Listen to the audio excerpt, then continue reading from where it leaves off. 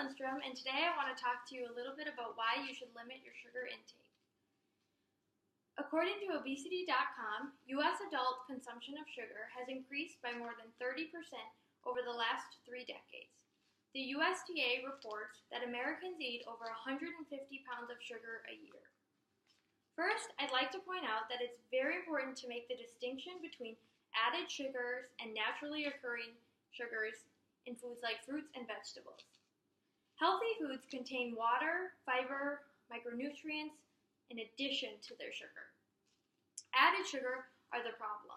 These do not naturally occur and offer no essential nutrients. These usually come in the form of sucrose, which is table sugar, or high fructose corn syrup. You might be wondering, well, why should I be eating less sugar? Excess sugar consumption has been associated with countless health problems.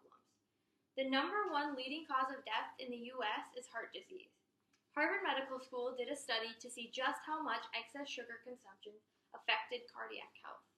The study was conducted over 15 years, and the results showed that participants who took in 25% or more of their daily calories from sugar were twice as likely to die from heart disease than those who included less than 10% calories from added sugar in their diet. Additionally, added sugar is high in fructose, which can overload your liver. The liver is only capable of metabolizing so much sugar at a time. In small amounts, such as a piece of fruit, the fructose is turned into glycogen, which is stored in the liver for energy. Eventually, though, the liver reaches its capacity, and the excess sugar is turned to fat.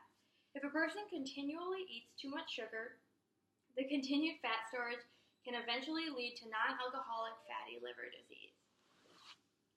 Another problem excess sugar causes in the body is insulin resistance.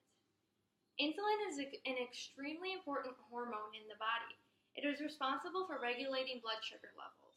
Many studies now show that excess sugar consumption is associated with increased insulin resistance.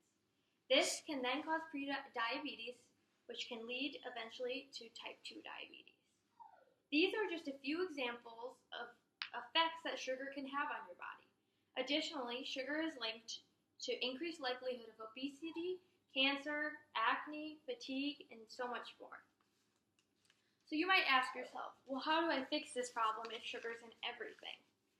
The first step you can take is just minimizing added sugar intake. Replace soft drinks and fruit juices with water, no sugar added tea or coffee.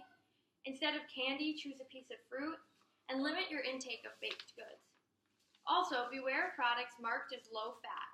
Because fat provides flavor when it is removed, it must be replaced with a different source of flavor. Oftentimes, this new source is added sugar. The best way to avoid an excess sugar intake is to simply cut out processed foods. But for the times when you do need to buy those processed foods, some things you can do is avoid any packaged foods containing sugar in the first 3 ingredients, and also learn the different names for sugar. Sugar is not always so simply named.